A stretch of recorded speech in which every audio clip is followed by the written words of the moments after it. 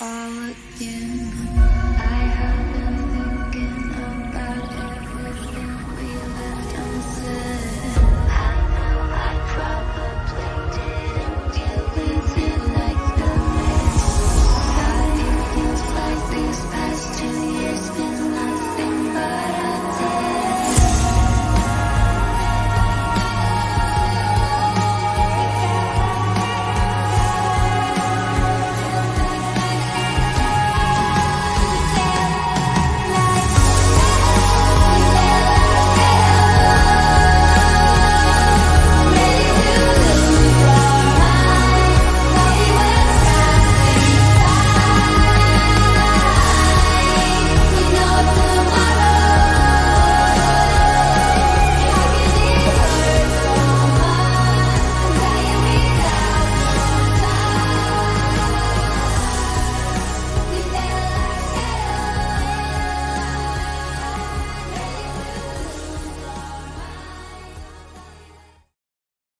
I'm the asshole in this story, but I'm gonna tell it anyway. I literally can't stop thinking about it, and I feel like the moral is worth exposing myself. A couple years ago, I cringe followed someone. She did something weird, and I just wanted to like follow her and like see what this weird person was up. It was a mean-spirited follow, which by the way, if you hate follow someone for any reason, like one psycho to another, like you need mental help. I needed mental help. I would never like comment anything mean, but I just like would observe what she would do and then like silently be like, what a weirdo. So humiliated to even admit that, but whatever. The years have progressed and I have like gained sanity. I stopped doing that shit. I unfollowed her. I moved on with my life. That was about like 4 years ago. Have not thought about this person, have not seen this person. The other day, I randomly thought to look her up and holy fucking shit. One of the reasons why I cringe followed her was because she would post with just this unearned confidence. Again, I'm not this person anymore, so I can see objectively how psychotic it is to like look at someone and be like, you do not deserve to walk around thinking that you're the shit. Like I was not well. Anyway, she would post like fashion content like she was the shit. She would talk about like beauty and fitness, and she would talk about how much money she was gonna have one. Me being a mean-spirited psychotic bitch was like, the point is I looked her up years later, not even that many years later, like maybe 4 years later. My jaw literally dropped because this random girl did literally all of it and more. She looks like a actually completely different person. I have never in my 26 years of life seen a glow up like this. I swear to God. Head to toe transformed. It's not just the way she looks. She got rich as fuck. She got married. She had a baby. She has the best sense of fashion. She has the best taste in luxury beauty. It was the most humbling thing I've ever experienced because I had to spend those 4 years correcting like basic human flaws within me, like being a psycho bitch hater. She was spending her time doing the thing, living her life, chasing her dream. On the other side of those 4 years, I'm at my lowest low and she's fucking thriving. Unfortunately, the moral of that story, and I'm on the wrong side of history with it, is if you think that if you start a business, people are going to judge you, people are going to not believe you, they're not going to see your vision. If you're posting on social media and they think it's cringe, they might think it's cringe, but on the other side of that, like, I'm so embarrassed to be me right now in this story. I'm embarrassed to have ever acted that way at any point, but especially just seeing it play out, how like being in her own lane and like having confidence in herself, like paid off. Like I'm telling you guys, I have not stopped consuming her content for days. Just like I cannot get enough of. She is so beautiful, so confident, living her dream. You might have hater ass bitches, but they will end up where they belong and you will end up where you belong. So do your thing.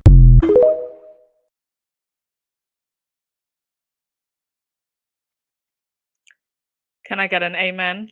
A lesson for ages. Definitely a PSA for derangers. Indeed, Black Queen. A lesson for the ages. I love how absolutely none of that was to do with Meghan or the tabloid rats and haters, but it was so applicable. Right. Thank you so much for joining me, everyone. Please hit that thumbs up button and do subscribe. We're racing towards 27,000 subscribers. Appreciate you all so much. And it is, well, here it's the weekend. It is almost the weekend for those of you who are still in Friday. So let's get to it, shall we? I will race through the news, and then anybody that wants to come up to the stage and say your 2 cents, here is the link. You can come up. For those of you who have never called in before, it's not really calling in. You just click on the link that I've put in the chat now, and then you will speak through your phone or your laptop's microphone, okay? Rosa, why are people like that? I just think that it takes a lot to just have confidence in yourself and have faith that you can do, whatever it is that your heart desires. And I think when people see other people doing it, they react in one of two ways. If they have belief in themselves, they look at that person and they feel inspired. Like I look at Megan and I feel inspired. Or if they don't believe in themselves, they look at that person and they feel triggered. So it's probably a lot deeper than that, but I think on a very surface level, that's pretty much what it is. Right, let's get to it, shall we? First bit of news. Now, oh, my slides. What's going on with my slides today? They're a bit all over the place. Give me a sec, folks. Why are my slides just all over the place today? All right. Yeah. A lot of people have noted over the last 48 hours with Charles and Camilla in Paris, very much like father, like son. We are seeing, I think, a repeat of history, and I've already said, my 2 cents, how I feel about, and it is unfortunate. I'm not here dancing in the rain for the breakdown of anyone's marriage, but to anybody who has eyes, you can see, and it's been happening for a long. I think the rift between William and Kate has been going on for a while. It's just so much more pronounced now. Mind you, this photo was actually from some time ago, and I think she was actually pregnant here. But you can just see that in this institution, there really is no love. They literally just get together to reproduce, to keep the institution going. What type of life is that? And what I find even more strange about it all is that these people honestly believe that they are the creme de la creme of society, that everybody wants their life, that, we're looking up at them in adoration. And really, they're just animals in a gold-gilded cage. But they don't seem to see it. And all of this pomp and pageantry, and, you had the parades going through the streets of France. You had Camilla and the First Lady of France playing ping pong. I mean, people can't afford eggs. You're raising the retirement age. They're struggling with their bills, and you're playing ping pong. It almost feels like these people are just laughing in our faces. And I think for William in particular, I do truly think that he wants what Harry has in every single way.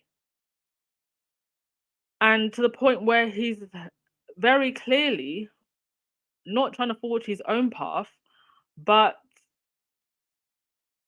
trying to mimic or copy everything that his brother's doing, to the point of even working with the same people. This was brought to my attention just yesterday. There are billions of people on this planet, but somehow, William just happened to pick one of the people that Harry and Meghan have worked very, very closely with. In fact, one of the first people who they aligned Archwell with, and that's Chef Andreas from World Central Kitchen. Now, I'm not here to dictate what anybody does with their career or their work, but if I was Chef Andreas, I would have said absolutely no. So I'm going to play a little clip of something, and then we're going to discuss. William had poached her from Team Harry and Meghan onto Team Palace. So we already knew about that, but she's there. But the other bit that interested me is that this time Jose Andres is actually chairing a panel discussion at this summit involving past Earthshot winners. Now, he and his organization, World Central Kitchen, were one of Harry and Meghan's big early partnerships when they launched their Archwell Foundation in the early stages of their royal lives. So they were involved in, helping to fund a rescue center in the Dominican Republic and in other parts of the world too, and they've given him a load of cash. He got more in his grant for World Central Kitchen than any other organization they worked with, and between them, Archwell and World Central Kitchen have given meals to 50,000 needy people. So that is a lot of good work. Now, there's nothing to stop him from working with both Harry and Meghan and also Prince William, of course. He may well still have a perfectly good, healthy, positive, happy relationship with the Sussexes. But it's just really interesting to me because the way that Harry paints William and Spare is just so petty and jealous. The way he paints this sibling rivalry. There's that bit that people might remember where Harry says he wanted to get involved in charity work in Africa, but Willie, as he calls him in the book, said no, that was his thing, and they nearly came to blows over it. In fact, he says William blew up in front of their kind of childhood friends about it and started renting. So with that in mind, it can't really have escaped William's attention that Harry and Meghan had this big love-in with Jose Andres, and I'd love to know if he had any role in making this signing and getting him to this event in New York. Did the palace do it? I mean, they are partnered with Bloomberg Philanthropy, so it could have all been arranged that way. But I would love to know whether there was a little sibling rivalry dimension at play here as well. It certainly was unmissable to me as soon as I saw the name. And I must admit, I kind of scanned, I read the briefing document so fast. Yeah, they have it. And other people have picked up on it as well. So this isn't just, the squad nitpicking. It just seems very strange that you've got the wife copycatting everything that Meghan wears, right down to the color of the suit, the cut of the suit, even the necklace, the type of metal of the necklace, the shoes. And then you've got William trying to do the same things with his charity and trying to work with the same people. And like the guy said, it's not that there's anything hugely wrong with just working with good people. I mean, if it goes to a good cause, then fine. It just looks in the face of everything. You're working with the same people after you've gone after your brother and his wife. I don't know who is what's going on here. Jason Knopf and his nonsense, Lee Thompson and his nonsense, whoever it is. It's an absolute mess. And I just think that he doesn't have anyone around him who can tell him the truth. Having said that, he doesn't even want to tell his own truth. Harry says that he still has compassion for his family because, as far as he's concerned, they're trapped. But what are they trapped by? They're trapped by their own lives. They're trapped by their secrets. The truth will always set you free. And if they had found a peace and actually just been family, I don't believe that there's anything that could not have been conquered together. Because at the end of the day, they're all at the center of this institution, right? So if as a family they had come together and just said, you know what, yeah, we've got a lot of crap in the closet, but if we all walk out, well, that's the end of the institution. What's the institution going to do? Because they are the institution. This could have gone a completely different way. But here we are now with William and Kate's marriage on the rocks, and Charles and Camilla. I mean, you tortured Diana, and Diana had to die for this. What does one even say? Anyway, the Royal Rotaracts, they just can't help themselves. Little by little, they're leaking. And that includes Rob Jobson, who wrote in the Daily Mirror some rather interesting things. So let's have a read at this. This was taken from Kaiser from Celeb Bitchy. But she did a breakdown of Jobson's article. So she said, Robert Jobson is King Charles's most recent biographer of record, and much of what Jobson puts out there is coming from Charles and Camilla's camp. So it's always fascinating to hear Jobson's comments on Prince William and Kate. It's like viewing the lazy duo through Charles and Camilla's eyes. Apparently, Jobson got the directive that it's a-okay to talk about William and Kate and how they shout at each other, throw cushions at each other, and how William has a notably short fuse and he screams at staff. Well, someone thought it would be a good idea to highlight Jobson's admission that William and Kate have huge screaming matches. When it comes to relationships, no couple is ever completely perfect. And there likely isn't a pair out there who can say they've never had any kind of argument or disagreement, Jobson says. And that appears to include members of the royal family, like the Prince and Princess of Wales. Jobson claimed that the pair have a very strong partnership and clearly are very much in love, but have different approaches when it comes to disagreement. Jobson wrote that William is a bit of a shouter during rows, while Kate is a more calming presence. A royal aide reportedly told the author he, William, can be a bit of a shouter when he loses it. Well, also apparently a bit of a pusher, including, according to Spare, pushing his brother on the floor onto a dog bowl. It's fair to say the Duke and Duchess give as good as they get if their agreement results in raised voices, much like Charles and Diana. But they know each other so well, it usually blows over quickly, and she is, on the whole, a major calming influence on him. See, I really hate it when they use language like that when it comes to women in the relationship. She's a major calming influence. I shouldn't have to be a calming influence. She should be a grown adult that knows how to handle your temper. Anyway, the book also details a positive influence Kate has had on William, largely down to her middle-class upbringing, which Jobson claims has helped to keep William grounded. He continued to say, they've got a solid relationship and she gives him confidence. There is no jealousy, really. No friction. They are happy for each other's successes, really. So Kaiser goes on to say, the trail of breadcrumbs is turning into a path littered with loaves of bread.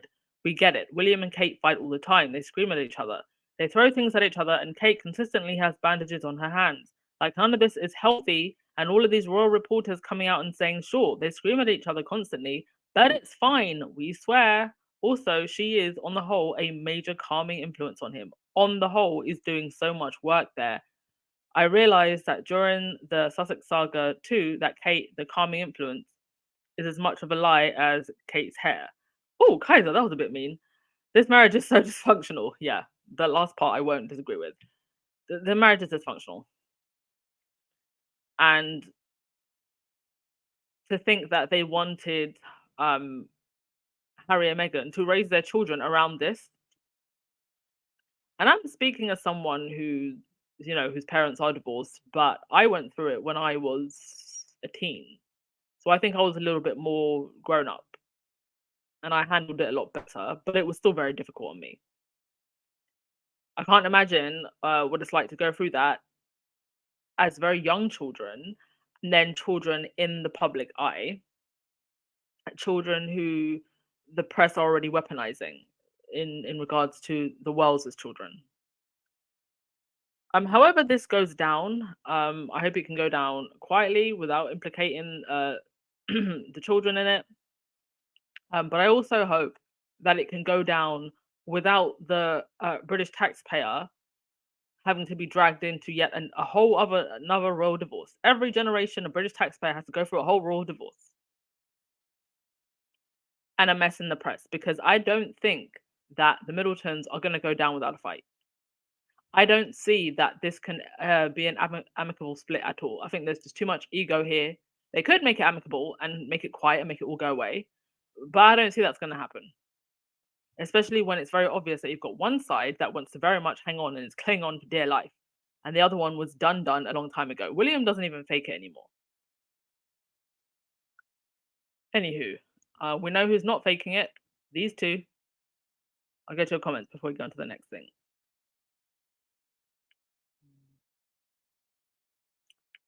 Thank you so much to Rochelle Cherry for the super sticker. Thank you to Apaya McBrown. Thanks for always tuning in. Stay blessed also. And to Deborah Copeland for the super sticker. Thank you all so much. You know, if I continue to grow at the rate that I'm growing, I could probably be 100,000 in like 5 months. So we'll see. I expect to slow down, but after like September, but we'll see. But that's also just very distressing. To know that there could be anything, you know, actually physical going on. It's not right at all. Rachel, Anne, did you see Jan Moa's article about the royals? Yes, I did. Here it is. Here it is. The penny's finally dropping, apparently. Either that or she just wants to troll and she knows that we'll share this around. But Jan Moa, who's usually a royal ass kisser, wrote, "Since the Queen died, I've struggled to see what the point is of the royal family anymore. Is that wrong? A lot of it saw it even before she died, but we're glad to have you with us, Jan Moa. Now that you are here with us, let's discuss." And this isn't whether or not about whether the Queen is alive or dead. It's about whether or not this institution that costs us tens of millions and doesn't really offer any return or impact in society should still be operating the way it does. The Queen had hundreds of patronages that are still waiting for a royal to attach themselves to them. But I think in her absence, we should definitely ask what impact having her as a patron was having even before when she was alive. And there have been people who have done deep dives into this and just proven that just because you have a royal attached to your charity doesn't necessarily mean that it's doing anything for that charity, except for if that royal is Harry or Meghan, more so Meghan. So let's go through this article. Jamois said,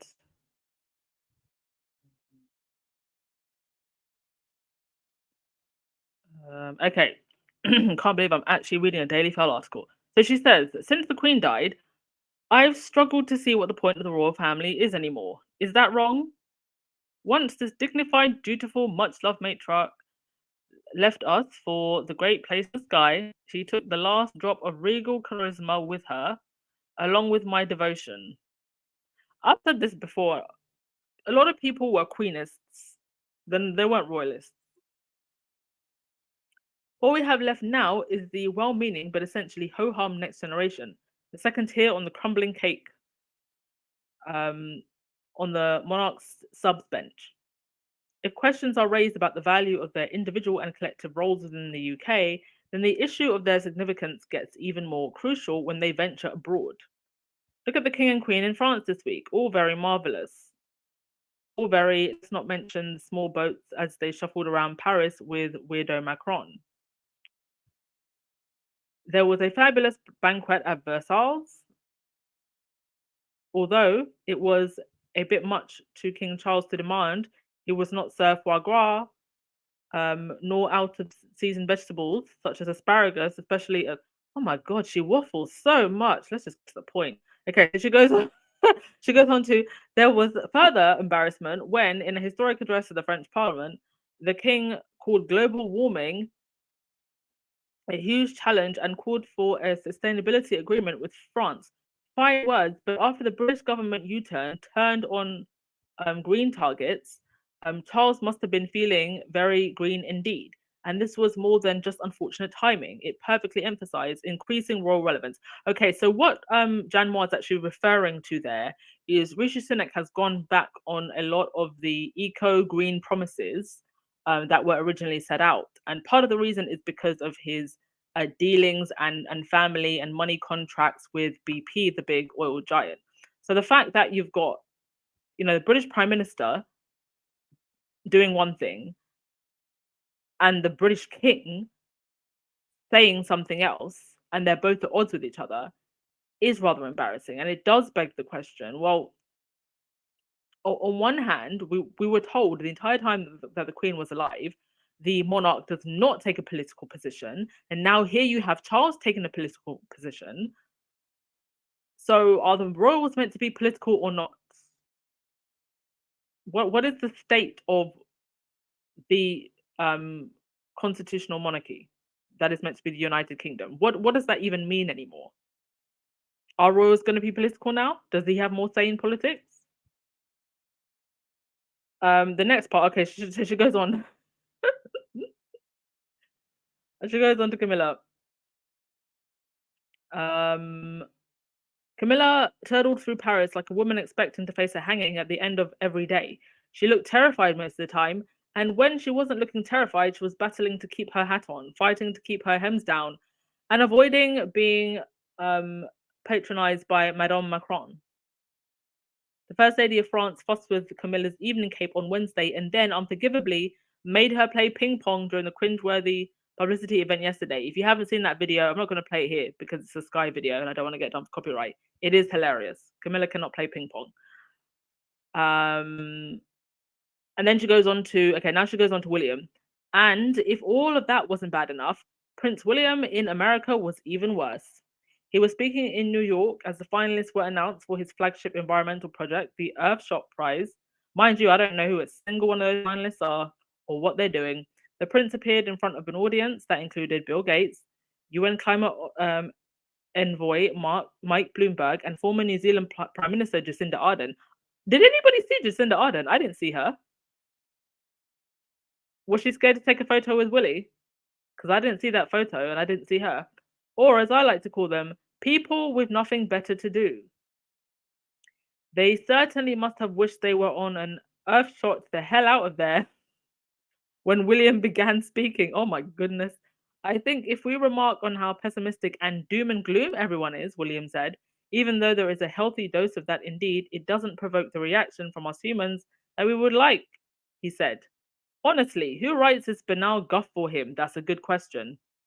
Whoever it is it's costing me, the taxpayer, £100 million a year. She then goes on to say, then he went to inspect some oyster beds. Don't ask me why. Maybe we should ask William. We should ask William what was the point of him inspecting oyster beds.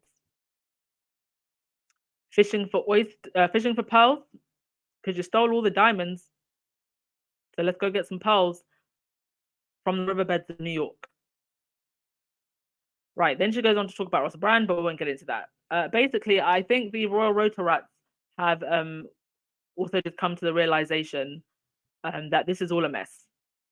What part of the grieving process is this? The 7 stages, right? Is this the acceptance stage? Or is this the bargaining? What part is this? Oh dear. Lola Love, Princess Anna called William a holy terror when he was a child. Did you ever see the bunny video where Diana tried to give William the bunny and then he didn't want it and then Harry wanted it, and the moment Harry wanted it, then William tried to grab it back? That poor bunny. Legend has it it's still out there in the field somewhere.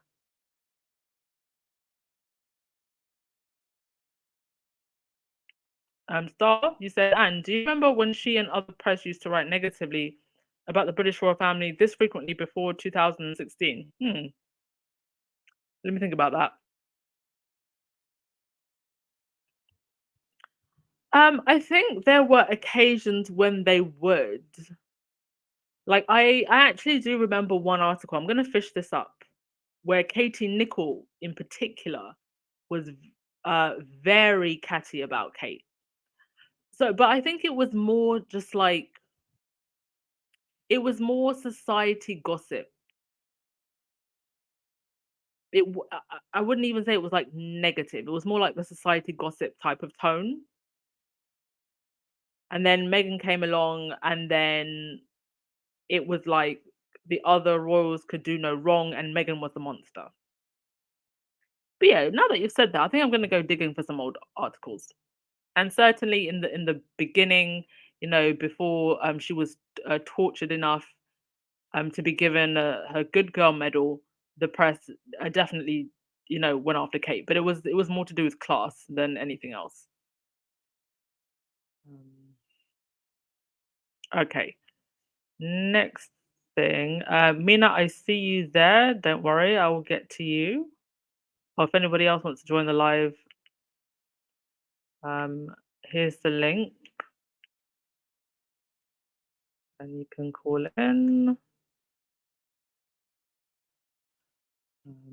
All right. Next thing was, oh yes. So Megan's friend, designer friend, Misha Nonu, she celebrated her 4th wedding anniversary and she posted some pictures to celebrate. So this is her 4th wedding anniversary. This didn't just happen. Please tell me why the British press zoomed in on the back of Harry's head. And that's definitely the back of Harry's head. The castor oil is doing nothing. But please tell me why they zoomed in. You went through all that trouble just so you could get one more article about Harry and Meghan. Unbelievable. And even the way they write the article, they tried to make it look like it was a recent thing. It wasn't. It was like 4 years ago. Anywho, was okay. What's the other thing I wanted to cover? Oh yes, this. The what are we going to call this? Is this digital blackfishing? I think somebody called it black laundering.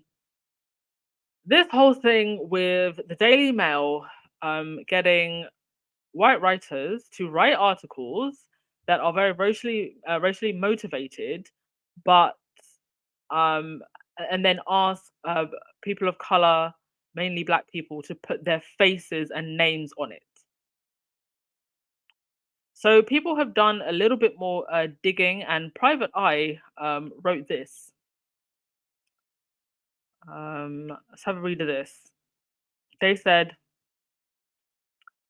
to call this a celebration of black culture is an insult. So that first line that I just read, that was in relation to an article that about Notting Hill Carnival, which is a Black Caribbean African carnival that's held in London every year. It had Nana Akua, the lady from GB News. It had her face and name on it, but it's now come out that was actually written by a white writer. So it goes on to say, it is indeed standard practice at the Mail for guest columnists not to pen their own contributions, but instead to chat on the phone to an in-house hack who will render their opinions into house style, which just happens to correspond precisely with what editors wanted in the first place. They get the chance to read their words before publication and suggest amendments. And the commentator the I spoke to said there have been occasions where they have in the past discovered loaded language and factual inaccuracies, and that if you just don't have the time to read thoroughly, you run the risk of having something published that you don't agree with. They did, however, point out a major mitigating factor. It's such good money. So who are the ghostwriters responsible for actually churning out these Why I, as a black woman, pieces that The Voice newspaper this month uncompromisingly described as blackfacing? They include regular YOY merchant Leo McKinstry, TV critic Christopher Stevens, and Mail on Sunday editor Peter Wright, a trio of white men in their 60s and 70s. Regular GB News pundit and self-proclaimed thought leader Dominique Samuels put a presumed end to what had been a lucrative arrangement at the Daily Mail this month when she accused the paper of asking her, as a black woman, to be the face of a ghost-written negative verging on racist piece on the subject of Notting Hill Carnival. So she then goes on to say that she turned it down, but that this was standard practice. Right, you get the idea. And these were that photo that I put up, the individuals in question. So this is who is writing these articles of the Daily Fail.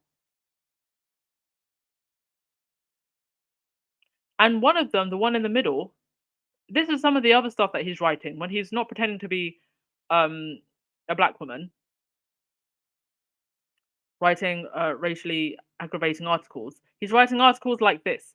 I'd rather watch porridge then try yoga. Leo McKinstry reveals he wept in the street when he was diagnosed with Parkinson's disease at just 55, but insists he refuses to play the victim.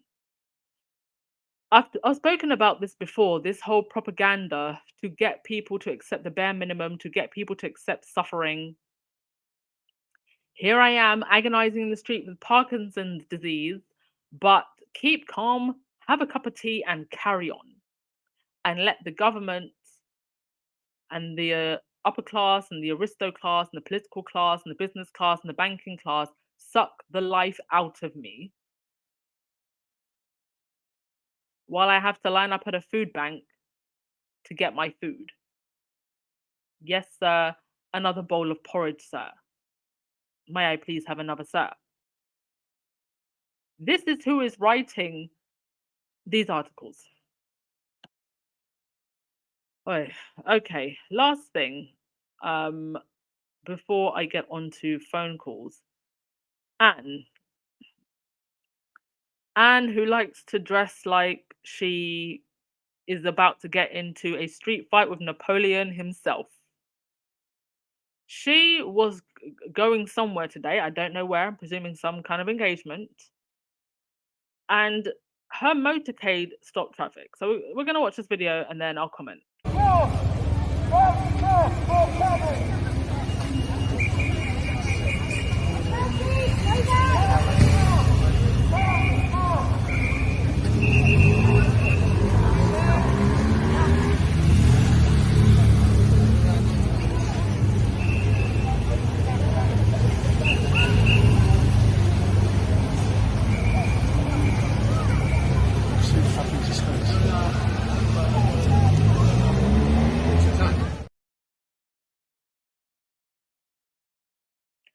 And you can actually hear the person in the background there saying, "What an effing disgrace." Yes, that's Princess Anne. This was actually posted on the Republic Twitter. So yeah, that's definitely Princess Anne.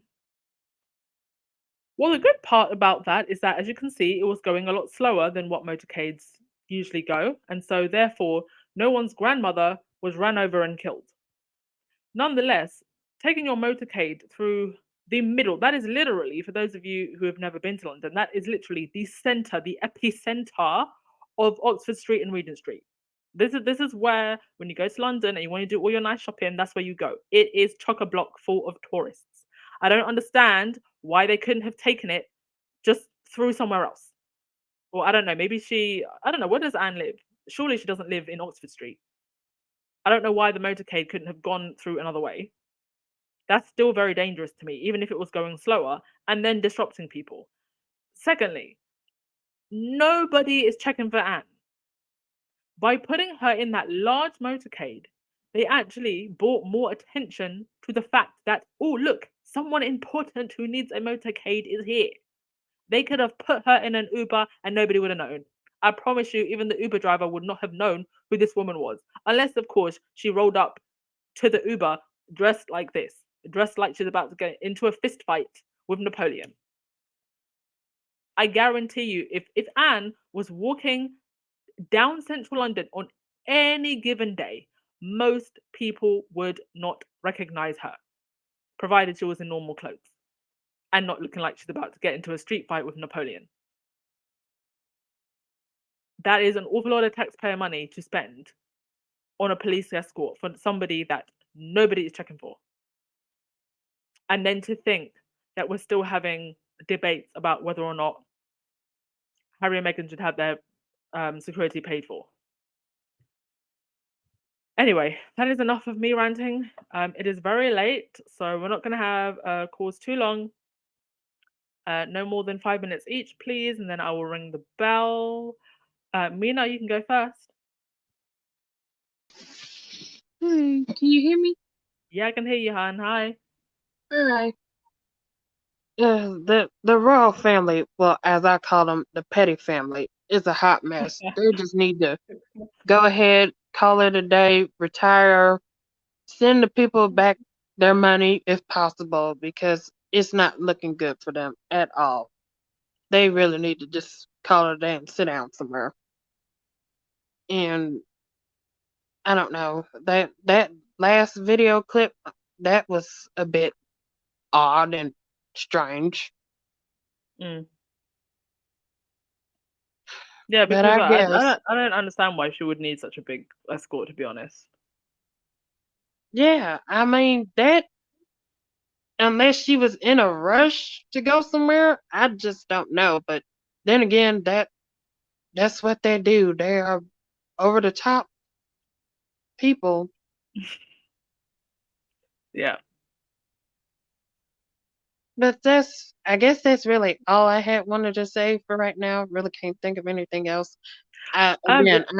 I'm giving them at least 5 to 10 years to Okay. still be in power. Okay, let me ask you this.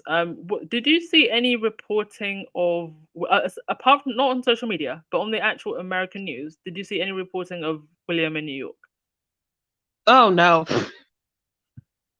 And that's so funny. If it has been, it hasn't been really talked about. And when I went on TikTok, because I follow a couple of people that are Harry and Meghan supporters, one of them had said that they didn't even know that Harry was in New York. William, you mean? I mean William. Lord, why did I just say that? Yeah, William. I meant. Yeah. So Okay.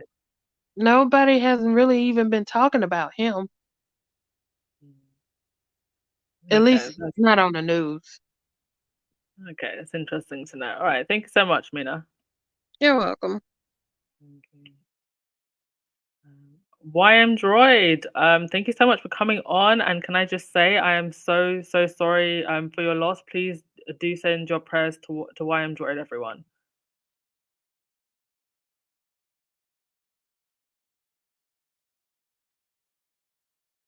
YM Droid, are you there? Can't hear you, hon. Are you there? Okay, I'll come back to you, hon. Mary. Hi. Hey, Mary, how Um, are you? fine. You. Oh, very good, thanks. It's the I just weekend. want about ab- about the oyster thing. I because I watched this cooking show as well. So, um, basically, what happened? Why that replenishing the oyster beds was at a point in New York's history. They they stopped oysters. They removed the oysters from the sea because it was so polluted, basically. Oh, So that okay. replenishing it, basically, that's what it is. Okay, that's So, interesting. Thanks for letting us know. so,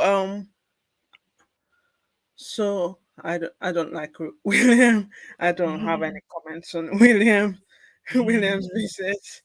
Um, they made such a big deal about the baseball, how William was a hunk about the baseball cap and stuff like that. And what is her name?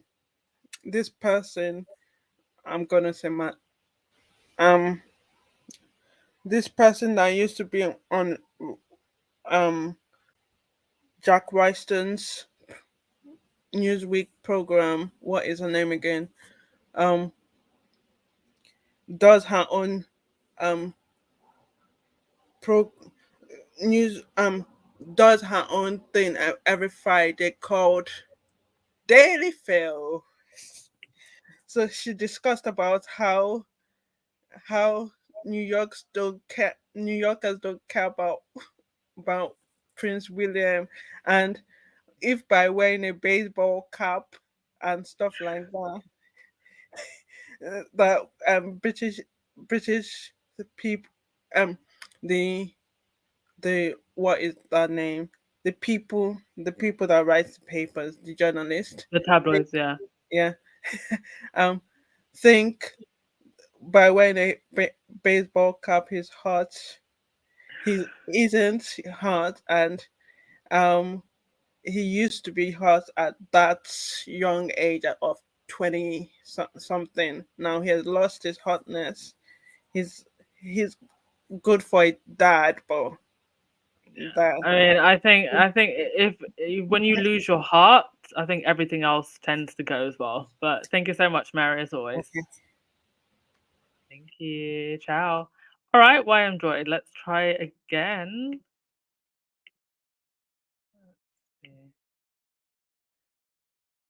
You there now? Oh dear, I still can't hear you, hon. What's going on? No, I can't hear you. I've added you to the chat. You don't seem to be muted. I don't know. Don't know what's happening. Maybe, I don't know. Can you come in through another device? Would that maybe help? Fatimata, I can't let you in because it's saying that your device isn't connected. So just sort out your device there. All right, I'll let YM try and come in on another device and then we'll try again. Okay, Fatimata, let's try you now. Oh yes, I was on mute. Hello. Hey, welcome.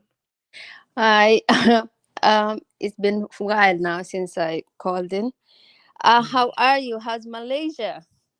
It's lovely, thank you. I've had a good time, but I am definitely ready to leave. I'm a little jealous. My sister-in-law is obsessed with Asia, so she even knows how to speak few languages there. Oh, nice. Yeah. This week I was just a little confused, to be honest with you. Why is so important now to everybody to come to America? Why is William is really trying to conquer America? He could have gone to any other country. Then I remember the silly petty side of him that Prince Harry talked about in his book about he never wanted to forge his own things. He just wanna copy and beat up Harry whatever he's trying to do, because there was the whole thing about Africa, isn't it? And yes, Africa is my thing. Yeah. So now he's trying to come here, and this week I felt a little bad for him. Stop it. We cannot mimic Harry. Like a few men can, but he's a man of his own. That's right. It's difficult to mimic him. It's difficult to mimic Meghan. You can be inspired by them, but you have to kind of do your own thing. And it's not like they keep saying he can just he can do whatever he wants. He can have people do whatever. Why not just think about something that he cares about, and try to do that, and stop trying to conquer America? I live in New York. I didn't hear about it. If I wasn't in this squad. Oh wow. Okay, wait. Hang on a minute. So you live in New York? Yes. I didn't see even in the local news. I watched. Wow. I didn't see it. Nobody talked about it because Biden was in town, and other important people around the world was in town for the United Nations. So I don't think it was a good mood for him to come at that time. He could have come in another time where the news was slow. But he's not relevant in here. There are few people that love the royal family that like to give money to them. But Americans and monarchy, there are, I think there are some people who love Harry and Meghan because they rejected, it's almost like they rejected the idea of monarchy. Even if it's not true, some people are more like them more because of that. So I don't see how William can just think he's his mother, just hop on an airplane and say, oh, I'm going to New York, and they're gonna follow. It's not gonna happen.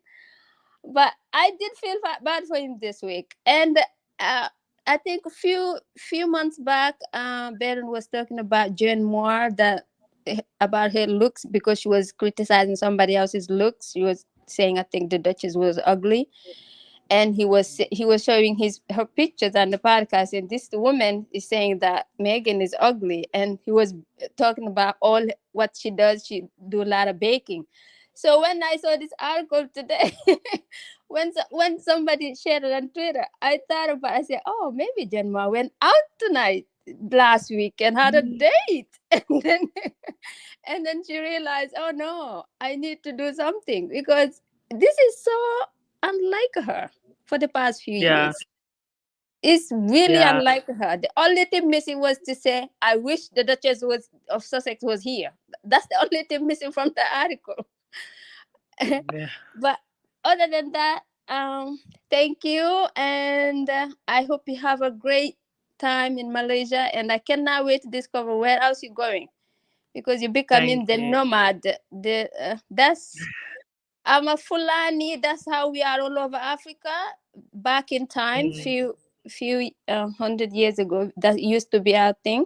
We go from places to places. We call it Relevance. It's you follow like animals. We raise cows and stuff like that. That's why we are all over Africa. Wherever you go, you have a Fulani. So Oh, nice. I'm living vicariously through you this time. Oh, thank you so much. Thank you so much for your joy and your contribution as always, Fatimata. Okay, you have a great weekend. Thank you. Ciao. All right, well, enjoy. Let's try one more time. Can you hear now? me? Yay, we can hear you now. Woo! Okay, something decided to work for me. No, so I just wanted to call in and say thank you so much for the response that I got at Barron's yesterday. Excuse me if I sound weird. My mother passed yesterday, and I am a hot mess express. So I'm going to try to make it through this, but just wanted to say thank you and tell you that I sincerely appreciate everything that you all do, because just even being able to listen in for a bit and hear your take on things helps so much. And I really appreciate the support from all the squatties. Okay, I'll stop so that I don't sound like such a mess. Appreciate you too. And we appreciate you too. And I'm like so genuinely like honored that you feel that this is a space where you can just like come and get a sense of relief, because I can't imagine what you're going through right now. So we're touched by you as well, YM Joy. My mom fortunately had some really incredible friends. I'm her only child, which just makes it pretty difficult to do because, you know, no siblings to lean on really, you know, like, and of course her parents have already passed, but yeah, just in the digital world, appreciate all the support coming from fellow squatties. I really do. And just like the entire community and how supportive we are of each other is something that is really and truly sincerely appreciated. I appreciate you too. Thank you so much, YM. Okay.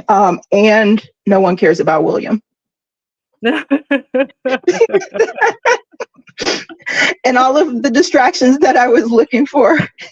I don't know. You know what? You say that, but you know there are some housewives somewhere who are feeling that, like they finna get them some William. Somewhere out there is a 75-year-old cougar who goes, yeah, that young prince, and smiles at William. But I don't think that's the audience he's going for. And in addition to all of the support, I loved seeing the pullout on that photo where there were a grand total of about 6 people to show exactly how well that trip went and how many people cared about it. It was. I don't even think I had that photo anymore. Is that the one with the oyster collecting? I believe so. That's the one. Yeah, he's standing there looking like a guy named Bob from Staten Island, with the big baggy waders and trying to convince people that there was some mass outpouring of enthusiasm or oyster collecting or sampling. And honestly, I'm a little concerned that some of this is going to end up, I think, in a combination food experiment. We saw how that burger turned out. We saw what Kate did with that disfigured pancake. So I'm just saying, if he gets into seafood next, just take a pass. Thank you so much, Teresa McDougall. I appreciate it. And to Angelina Stanley, I appreciate you too. Sincerely, sincerely do. I will let you get back to it though, but yeah, I just wanted to put that in there, and yeah, on to the next day.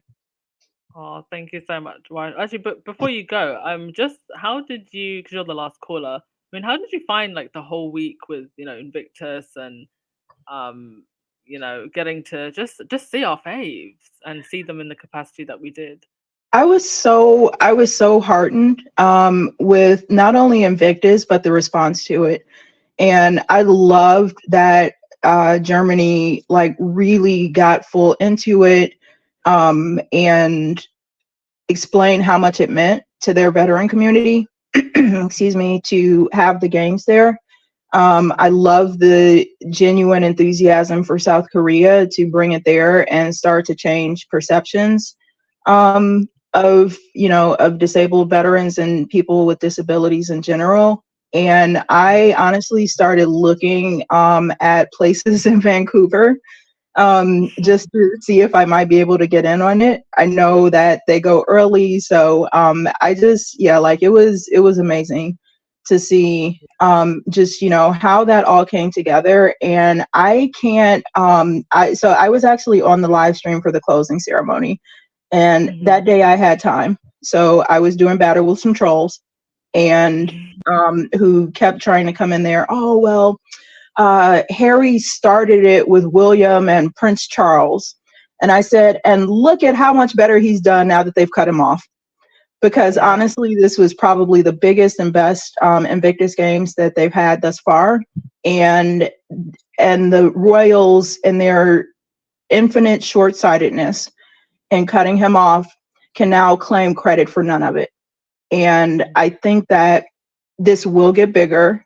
It will get more successful. It's going to get the acclaim and the love that it deserves. And the Royals are going to look so ridiculous trying to figure out which podcast to take a picture of, or, which pile of trash to scoop, whatever it may be, in an effort to outcompete him. And it's never going to work.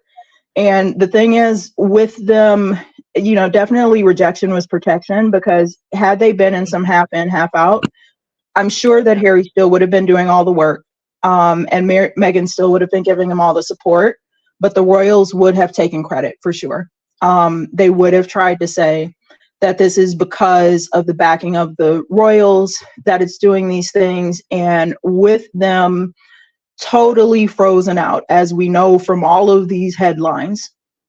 There's no way at this point that they can ever try to spin it back and claim that. So it was amazing to see that. I really, and I think I definitely still will try to make it to Vancouver and possibly volunteer. It was really heartening just from the squad perspective to see that. And also shout out to the squaddies who joined in the live chat for the closing ceremony, because I saw you all were there kicking some troll butt along with me. And after I think there may be a few days where I have to take a break, but I'll be out there with you all for sure. And again, really thank you so much. I really, really appreciate your kind words and your condolences. You take all the time you need. Thank you so much, YM Droid, as always. All right, have a good day, y'all. Ciao. And thank you everyone for being so supportive in the comment section. This is what I love about this community, the way we uplift and uphold each other. And thank you so much to Black Queen. Said, is Jan Moore testing the water? I wonder how long before she is forced to recant her article. I get the feeling that they're all testing the water. Even that Rob Jobson article.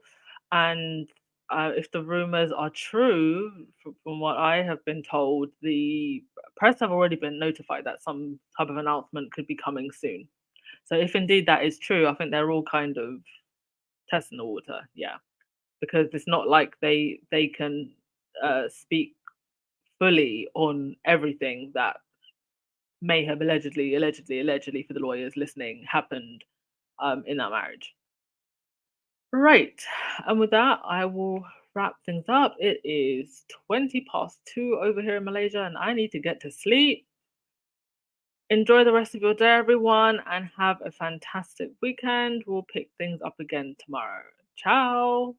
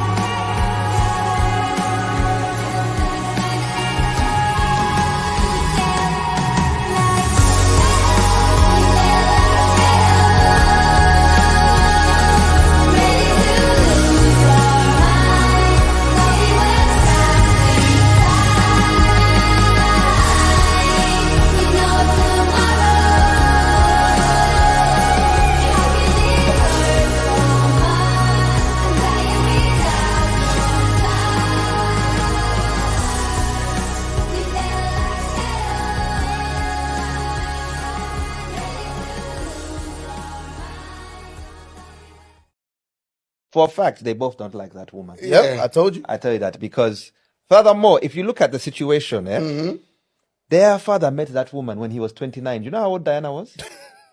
16. Diana was 16. My goodness. My man what would they say in 2023? You see? The eight police have not said anything. Police. Now, when your severe grooming. Imagine your mother goes on TV brutal, man, and says your father and his descendants and his predecessors are bullying me, they're making me not eat, the woman is giving me sleepless nights, and then my mother dies, and then you go and marry that woman. Huh? You think I'm gonna like that woman? That witch. That is a slap in the face. A big slap in the face. But for William, as you said, he's sucking up because what? For him, he wants to be king. He wants to be king. So, but Harry, my guy, my brother, My guy. sticking up for his William brother. is what you call a man that does not stand for anything, can fall for anything. He will fall. Look at him. He's just like the wind. That's why his head is falling as well. His hair is falling out. Allegedly, he's also like father, like son. I hear. Yeah. He also has a side cupping, but Allegedly, but now allegedly. Is this a news flash? And allegedly, are you breaking? She was there at the We coronation. didn't confirm it. You didn't hear it here. Me, I'm just talking what I read in the newspapers. Yeah. What newspaper is this? That already she was also there at the coronation. On Camilla's side. That's what I saw. William had chest, Allegedly. So for me, I don't think they like her, but they tolerate her. So they have a department of side piece affair. Uh-huh. Was it me? Did you not see that?